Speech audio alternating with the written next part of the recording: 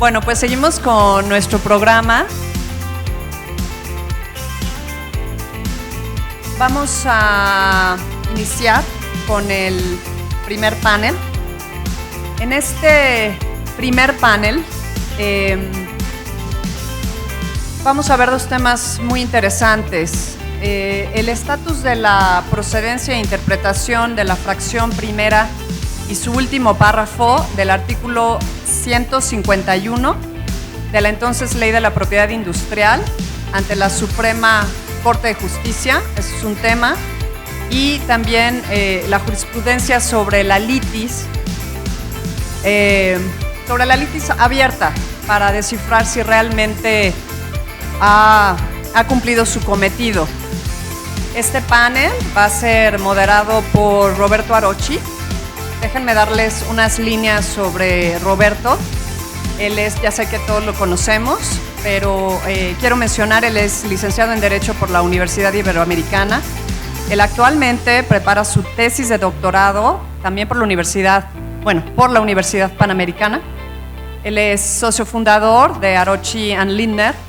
Él cuenta con más de 42 años de experiencia como abogado de propiedad intelectual y él va a platicar con el ministro Alberto Pérez Dayán, quien es licenciado por la Universidad La Salle. Él es maestro y doctor en Derecho por la Universidad Nacional Autónoma de México. Él ha sido juez de distrito en el estado de Yucatán y en la Ciudad de México. Ha sido magistrado también en varios tribunales colegiados de circuito. Es importante también mencionarles que el 22 de noviembre del año 2022, el Senado de la República lo designó ministro de la Suprema Corte de Justicia de la Nación. Él asumió el cargo el 1 de diciembre de 2022 y quedó adscrito a la segunda sala del Alto Tribunal. Él fue presidente de dicha sala de marzo de 2015 a diciembre de 2016 y en enero del 2023 fue electo por segunda ocasión como presidente de la segunda sala. Entonces no me queda más que pedirles un aplauso para iniciar este panel y dejo el uso de la palabra a Roberto.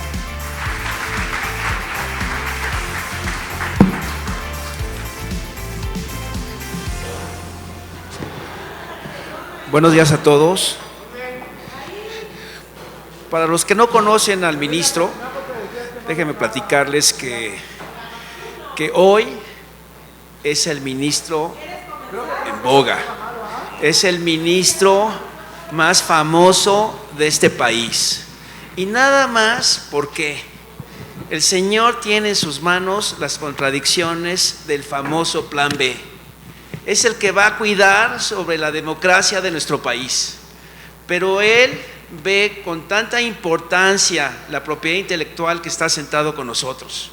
Y no preocupándose del Plan B, sino preocupándose de que todos nosotros hoy, abogados, ingenieros, licenciados que se dedican a la propiedad intelectual, estamos reunidos.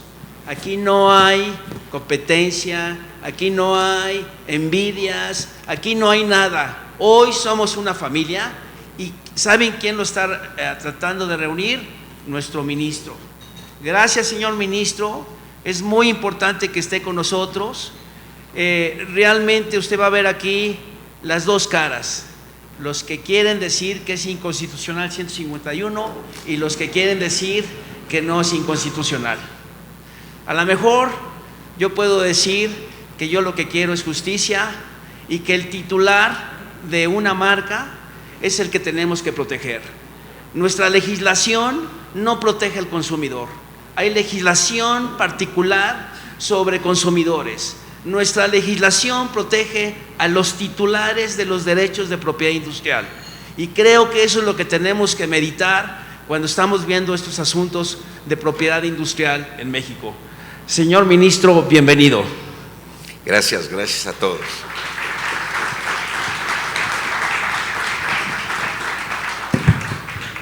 Pues es cierto, se habló de un plan A, después de ello, al fracasar, se habló de un plan B, Y después del plan B seguramente habrá el plan C, que quiere decir correr. No, la C creo que es corte. Pues bien, es cierto que se generan muchas interpretaciones en torno a una disposición legal que ha generado distintas maneras de entender la protección a la propiedad industrial. El artículo 151, que es motivo de esta reflexión, artículo 151 de la Ley de Propiedad Industrial, establece que el registro de una marca será nulo cuando se haya otorgado en contravención de las disposiciones de esta ley y que la posibilidad de solicitar la nulidad de ese registro otorgado en contravención a la ley no prescribe. Este es básicamente el planteamiento fundamental de la disposición. Debo comenzar por decir a ustedes que el asunto fue conocido por la Corte Suprema a través de sus dos salas por una circunstancia un tanto cuanto inusual. Para quienes nos acompañan desde otras latitudes, la Suprema Corte de Justicia de la Nación tiene hoy por hoy el encargo de 4 grandes competencias. Una de ellas es la interpretación definitiva del texto de la norma cuando existe diferencia de opinión entre los tribunales. Como órgano supremo compuesto por 11 integrantes, le da el contenido interpretativo obligatorio al sentido de la ley. Esto como una herramienta de seguridad jurídica en la aplicación de las normas en todos los litigios y obliga a todas las autoridades jurisdiccionales de este país. Una más, cuando a través del juicio de amparo revisa la constitucionalidad de las leyes y decide a través de su sentencia proteger a un específico individuo que ha considerado que un acto de autoridad aplicando una ley le ha afectado un derecho fundamental. Hay 2 importantes y determinantes funciones de la Suprema Corte que hoy no son motivo de reflexión en este panel. Las acciones de inconstitucionalidad creadas en 1995 que permiten a las minorías legislativas y algunos actores fundamentales en la vida nacional presentar defensas contra la constitucionalidad de una ley y en caso de que la Suprema Corte considerara que son inconstitucionales, declararlas inválidas con efectos generales. La diferencia entre el juicio de amparo y la acción de inconstitucionalidad radica en que uno, que es un control de corte jurisdiccional, protegerá solo a quien lo solicitó. El otro, que es más de carácter político y se encarga, entre otros, por ejemplo, a las minorías parlamentarias, en la eventualidad de resultar inconstitucional la ley, la invalida de modo general. Y además de todo esto, tenemos a la controversia constitucional que permite defender competencias de todos los órganos de gobierno existentes en este país que tengan un diferendo con otras autoridades, haciendo que la Suprema Corte establezca en ese litigio una solución. Pues bueno, esta Suprema Corte, tratándose de la protección de los derechos humanos a través del juicio de amparo, funciona a través de 2 salas. La primera sala, cuya competencia es penal y civil. La segunda sala, administrativa y del trabajo. Bajo esta estricta división del trabajo y la competencia que cada una de ellas tiene, repartida entre sus 5 integrantes, difícilmente nos haría pensar en que lo que decida la primera sala ha de ser motivo de contradicción con la segunda sala, porque cada una de ellas tiene una materia definida. Sin embargo, la cantidad de asuntos que se presentaron durante la época en que comenzó la Suprema Corte a funcionar a través de 2 salas, y particularmente los de materia administrativa, llevó a crear un acuerdo en el que la primera sala también podría conocer de asuntos de naturaleza administrativa, lo cual hasta hoy ha generado diferentes opiniones entre las salas que habrán de ser resueltas, ya no por 5 de cada sala, sino por los 11 integrantes de la Suprema Corte.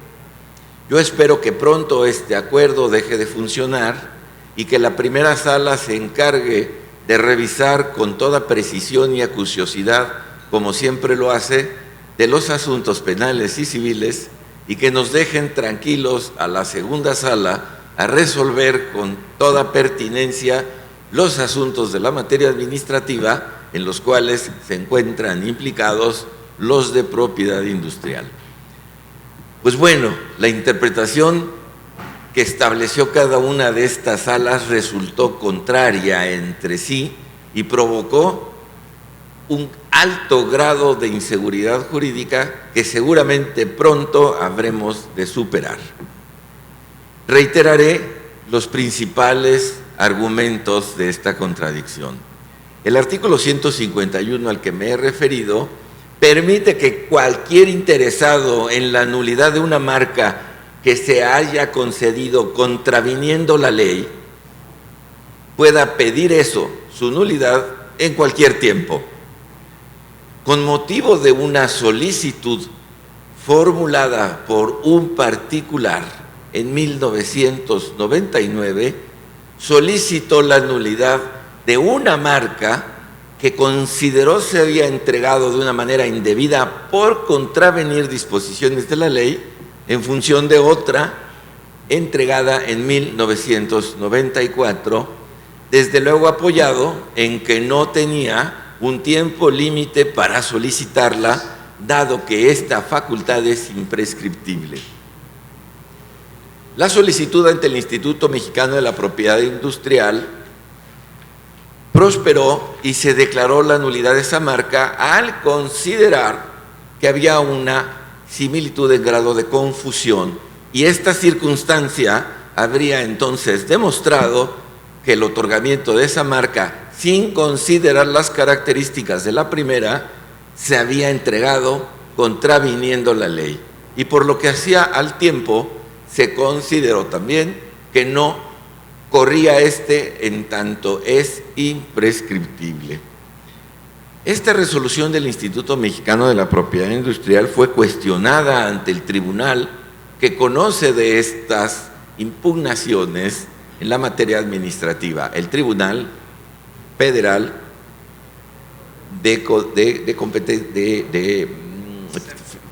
Tribunal Federal como el contencioso administrativo, de justicia administrativa. Este declaró la nulidad de la resolución y esto provocó un amparo. En el amparo, el tribunal colegiado consideró que la disposición no era inconstitucional bajo el argumento preciso de que la contravención a una norma no generaba una prescripción bajo la consideración de que una vez que el afectado advierta que hay algo que se otorgó y que afecta a sus intereses, en ese momento puede actuar.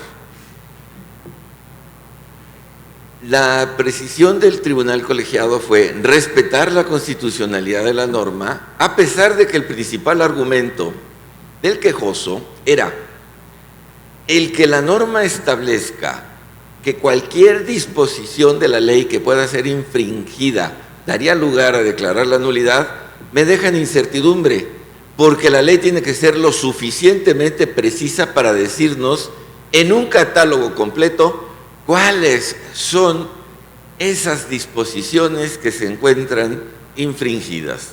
El tribunal colegiado decidió que no era de atender ese argumento bajo la consideración de que la aplicación de las normas en materia administrativa, si bien se rige por el principio de taxatividad, implica también, a diferencia de la materia penal, en donde la conducta tiene que estar perfectamente bien establecida,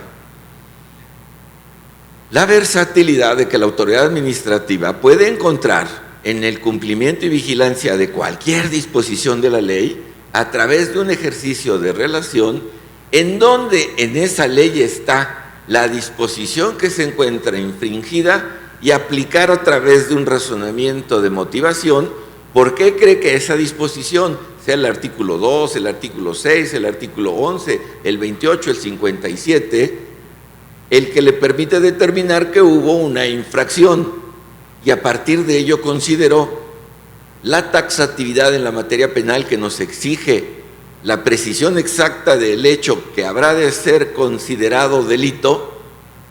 En la materia administrativa, el ejercicio de relación de la autoridad puede decir, como esta marca se otorgó violando el artículo 2, que está hasta allá, la declaro inválida, la declaro nula. Esto en la materia administrativa es posible por ese ejercicio de relación. No se requiere un juicio de tipicidad directo para encontrar específicamente en un catálogo en dónde está esa infracción, sino esta se puede deducir de cualquier parte de la ley. El tribunal colegiado entregó, sí, un amparo por una cuestión de mera legalidad. Al haber reconocido la constitucionalidad de la ley, el asunto fue motivo de una revisión ante la Suprema Corte y lo conoció la primera sala. La primera sala estableció que era correcto el entendimiento que le había dado el tribunal colegiado bajo la figura de una taxatividad más abierta. No quiere decir que para explicar o para establecer las causas de nulidad de un registro tienen que estar estas contenidas en un dispositivo específico y a partir de ese catálogo decidir en cuál se dio una infracción, sino puede estar dispersa en cualquier disposición de la ley y mediante el ejercicio de relación encontrar una decisión. La segunda sala también conoció de un asunto similar. Tenía que ver con otro aspecto relacionado con la nulidad de una marca solicitada en cualquier tiempo bajo cuestiones de infracción a la norma. Esto es, en cualquier disposición de la ley encontrar una anormalidad y a partir de ahí declarar la nulidad. El argumento que llegó a la segunda sala fue precisamente el de considerar que la falta de un catálogo concreto que estableciera, como lo hacía la anterior ley, todas las posibilidades de nulidad, le daba falta de certidumbre y particularmente el que esto pudiera ser ejercitado en cualquier momento no daba la seguridad necesaria para considerar que había una protección debida de la propiedad industrial. Esto es, la segunda sala asoció en su decisión las dos disposiciones a las que me referí. Uno, una nulidad se puede declarar cuando se haya entregado una marca violando la ley, y esto se puede hacer en cualquier momento en que lo solicite el afectado. La segunda sala concluyó por decir, el hecho de que no haya un tiempo específico para demandar una nulidad, bajo una circunstancia tan abierta de que puede ser cualquier disposición de la ley la que se haya infringido, viola un principio de seguridad jurídica. El único modo de poder entender que no hay una temporalidad para poderla demandar es cuando se advierta un principio de mala fe, pero no bajo la posibilidad de que con cualquier disposición infringida se pueda dar este resultado. En conclusión, por mayoría de 3 votos contra 2, incluido el mío en contra, se determinó la inconstitucionalidad de la disposición por falta de seguridad jurídica. ¿Qué seguiría? Denunciar la contradicción entre la primera y la segunda sala, para que el Pleno de la Suprema Corte definiera si esto debiera entenderse inconstitucional o debiera considerarse constitucional. Me correspondió llevar al Pleno de la Suprema Corte esta contradicción que a mí me parece patente, independientemente de que la primera sala solo se hubiera ocupado de considerar que la norma de referencia diciendo cualquier disposición de esta ley, frente a la de la segunda sala que dijo cualquier disposición de esta ley, pero agregando el tema de imprescriptibilidad, sí hacía establecer un principio de contradicción entre ambas. Una la halló inconstitucional por falta de certeza en la medida en que durante cualquier tiempo puede presentarse una solicitud, considerando que el catálogo es absolutamente abierto. La otra dijo, el catálogo abierto es correcto mientras hay un ejercicio de relación y la autoridad declaró una nulidad, precisamente citando la norma que se encuentra infringida. Muy para mi pesar, el Tribunal Pleno consideró que no se daban todas las condiciones para establecer un criterio unificador, en tanto la primera sala nunca consideró entre sus argumentos otro espacio de inseguridad que era la imprescriptibilidad, y me obligó a considerar un proyecto en el que se dijera que no se daban las condiciones para definir una situación que tanto nos importa tener resuelta. ¿Qué sigue? Subir al Tribunal Pleno, como ya lo está hecho, un asunto en el que se toquen ambos temas y el Tribunal Pleno haya de pronunciarse. ¿Hacia dónde creo que se decida este punto? Muy a mi pesar, para lo que ha decidido la primera sala, que en este caso, solo lo digo por ser integrante de la segunda, porque mi pensamiento coincide con el de la primera sala. ¿Y por qué coincide con el de la primera sala? Precisamente por lo que les acababa de comentar.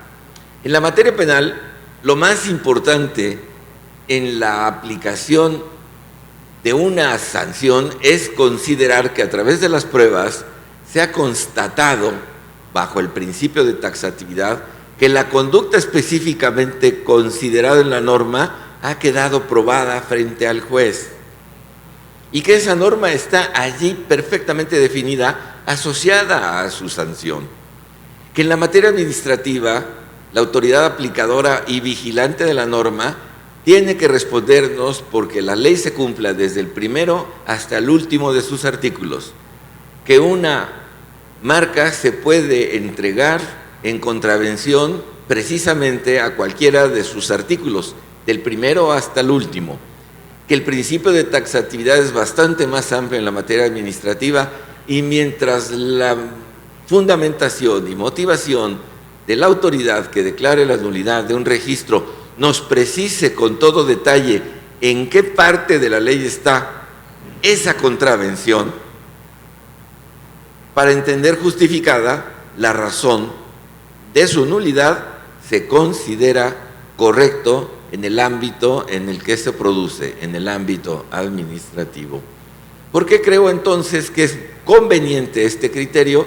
Este criterio permite garantizar la aplicación integral de la ley y no nos lleva al absurdo de exigir que en un solo dispositivo se establezcan todas las posibilidades de nulidad de una marca, sino que éstas pueden derivar de cualquier parte de la ley. En segundo lugar, que seguramente en el momento en que alguien advierta la existencia de una marca que infringe el derecho que ya tiene concedido, inmediatamente lo hará saber, pero que esta no es una cuestión que pueda darse en un determinado tiempo. Limitar a 1, 2, 3, 5 años pudiera generar una gran cantidad de asuntos en donde una marca hoy no se conoce, pero se conoce dentro de algún tiempo adicional, y mientras no se hubiere conocido, evidentemente el afectado no la podía haber cuestionado. Si la marca que se entregó en contravención a la ley no se usa, o se usa de una manera tan pequeña que no se puede detectar por quien le puede afectar, estoy absolutamente seguro que en el momento en que lo encuentre, buscará su nulidad. Por eso creo que la disposición que interpretativamente nos da mayores derechos es la que debe prevalecer. Muy pronto, estoy seguro, no pasarán más de 2 meses cuando este aspecto quede perfectamente bien definido. Pero aquí se dijo algo más importante.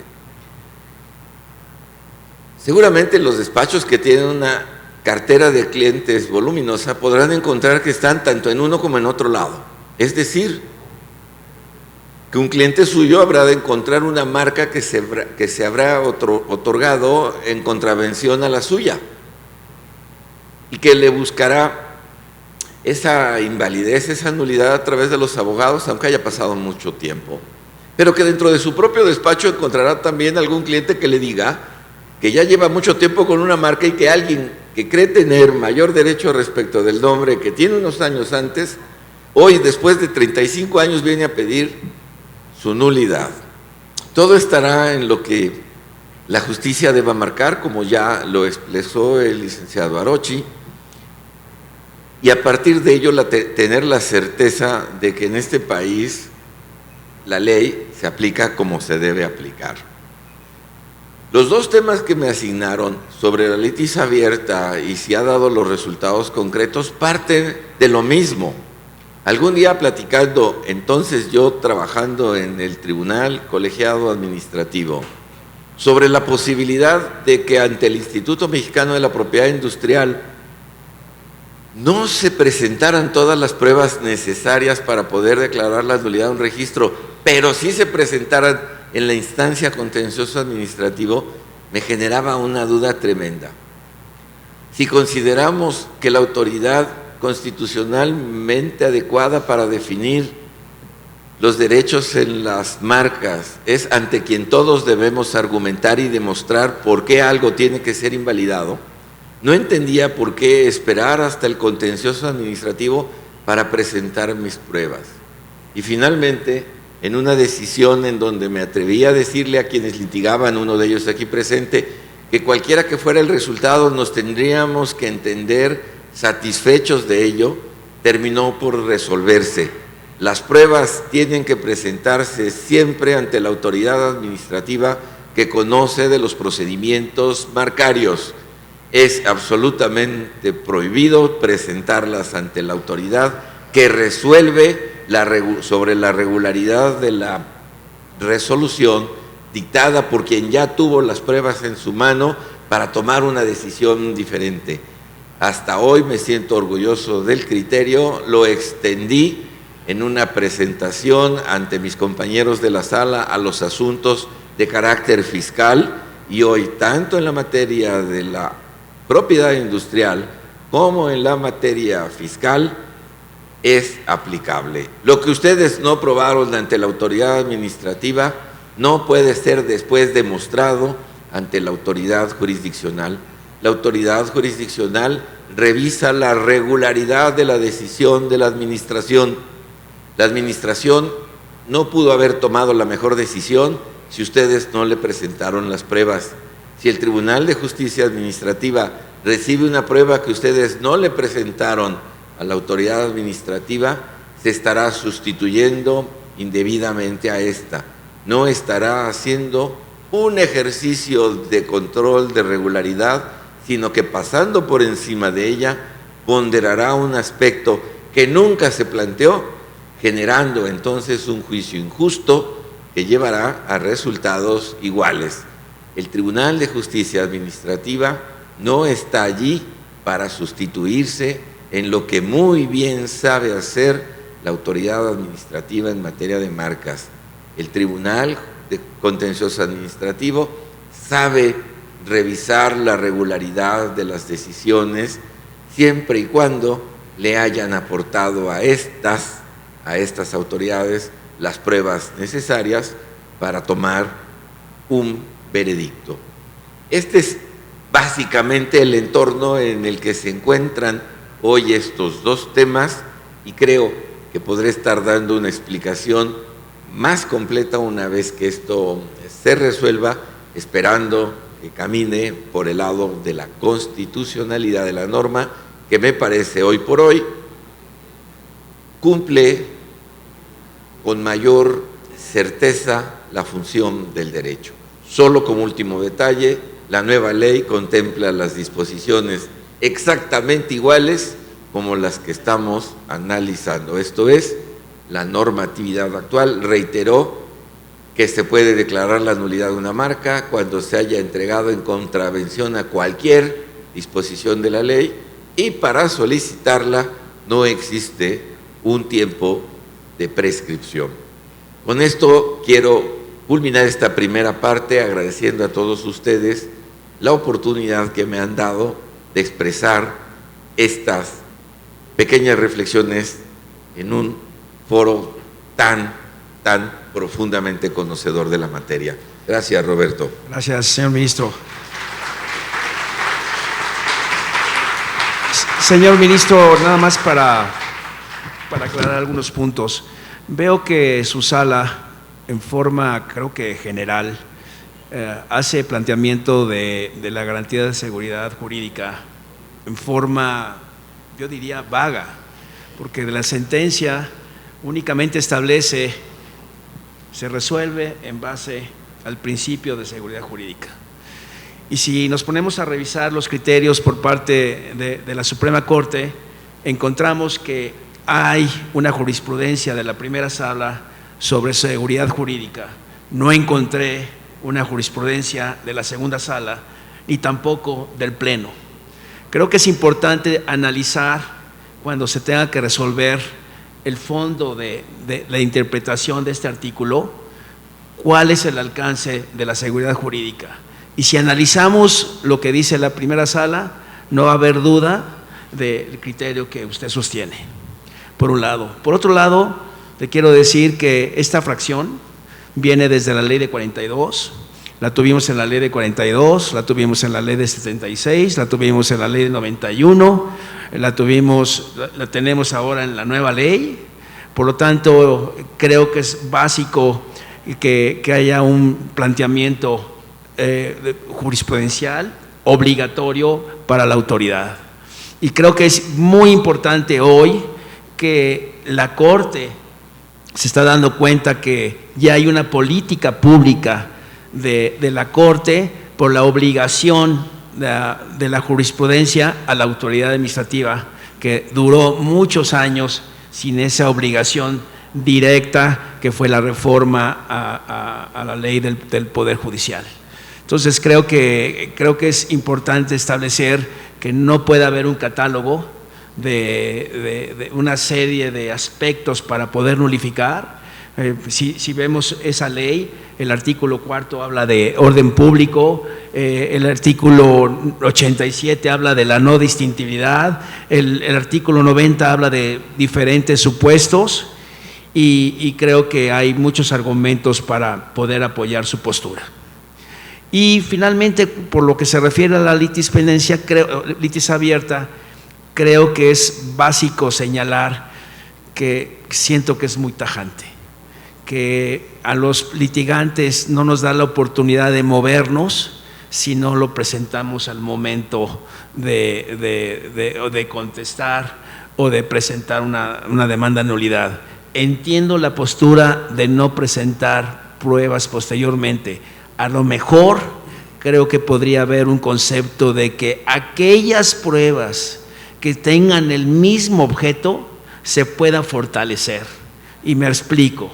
Si hay un problema de no uso y se presentaron 10 pruebas y no fue suficiente, a lo mejor habría una posibilidad de hacerlo menos tajante como está redactada la jurisprudencia. Pero está y la respetamos. Gracias, señor ministro. Gracias a ti.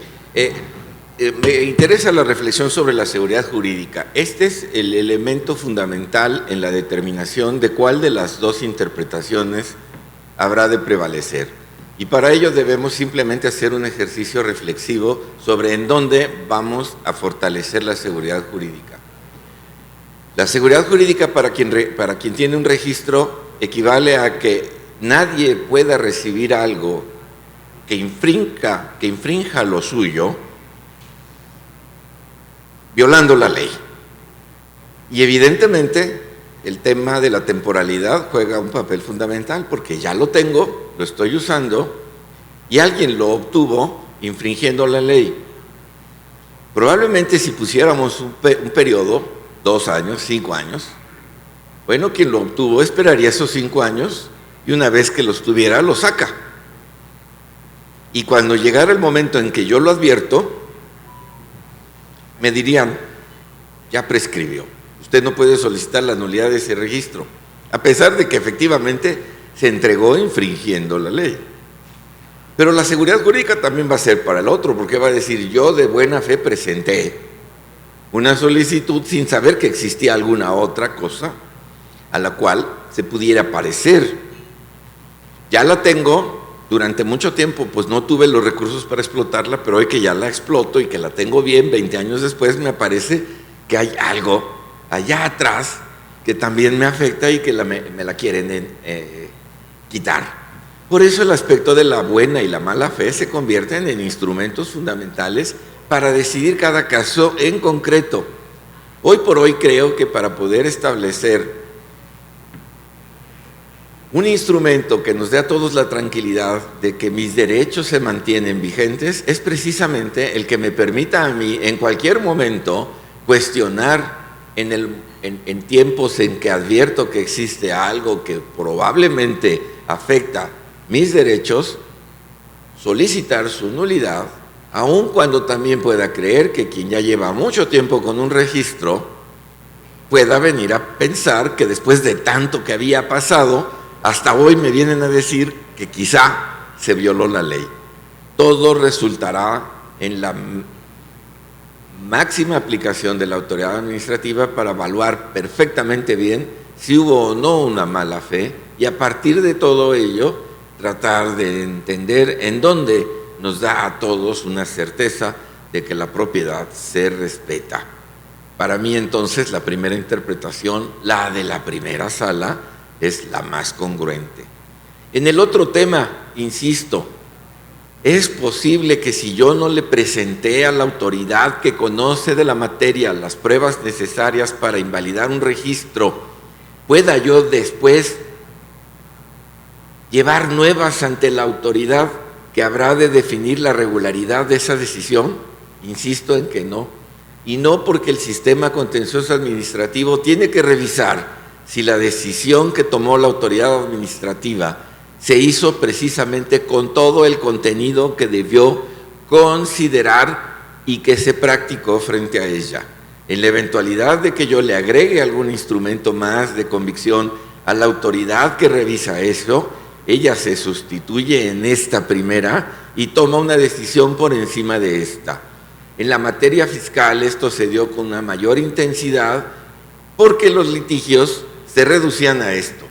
Llega la autoridad que revisa el contenido de una declaración. Recuerden que en México, y como en casi cualquier país, se presentan declaraciones en donde el contribuyente refleja la actividad específica que incide en un impuesto y a partir de lo que él expresa, cubre el monto correspondiente. La autoridad se reserva el derecho a verificar que lo que se contiene en la declaración es correcto y en ocasiones visita al particular para preguntarle y pedirle que le demuestre aleatoriamente algunas de esas cosas que ahí colocó.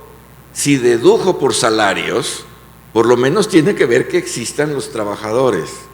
Si compró materias primas, tiene que revisar que haya facturas y que efectivamente existen, si es que todavía están en el inventario. Tiene que revisar que los componentes de una declaración efectivamente existieron o fueron ciertos.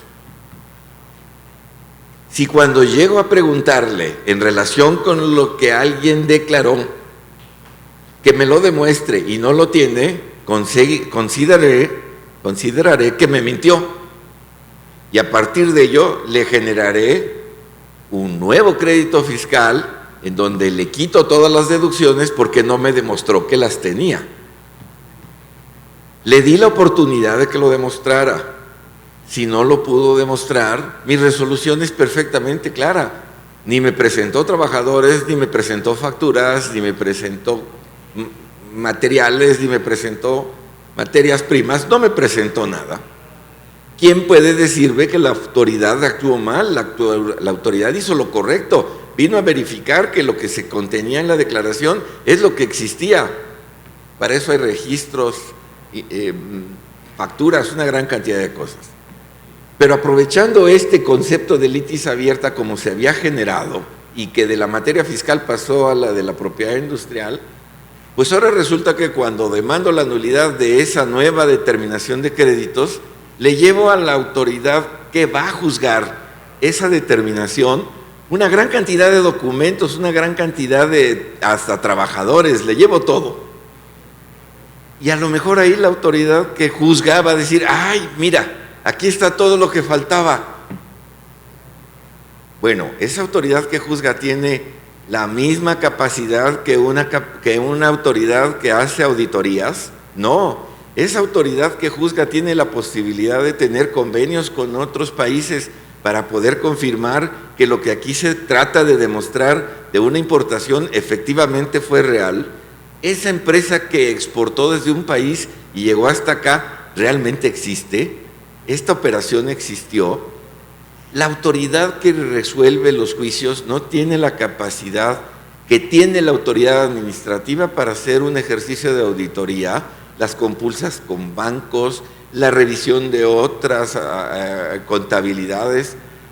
La autoridad que juzga solo tiene que ver si lo que se hizo en el momento en que se presentaron con el contribuyente fue o no correcto. Y si el contribuyente no le presentó ningún dato, pues obviamente fue correcta la determinación de un crédito. Y si las pruebas se quieren presentar después y la autoridad que revisa esa actuación las acepta, no está controlando a la autoridad que revisa, está por encima de ella y decide ante su propia autoridad algo que cree correcto. Lo mismo en la propiedad industrial. Las autoridades administrativas, que son las que más conocen el tema de la propiedad industrial, de las marcas y de los registros y de las patentes, son ante quienes se deben presentar las pruebas, quien debe tomar una decisión y a partir de esa decisión dejar que los órganos de jurisdicción revisen si la decisión es congruente con lo que se actuó. No tomar en cuenta nuevos elementos. Insisto, cuando se decidió eso, le dije al licenciado Arochi, es para bien y para mal, aguantemos lo que sea, pero que haya una sola decisión, no dos. Sigo orgulloso del criterio en la materia fiscal y sigo orgulloso del criterio en la materia de la propiedad industrial. No ha sido fácil soportar ello, era constante en la materia fiscal que se decía, cuando nos revisaron pues no tenían las pruebas, pero ahora las consigo. Y cuando llegaban a la autoridad jurisdiccional aparecían todas las pruebas que no existían antes. Esto no nos da como país una tranquilidad ni una certeza. O las cosas son o no son de acuerdo a lo que yo quiero aportar. Muchas gracias. Muchas gracias, ministro.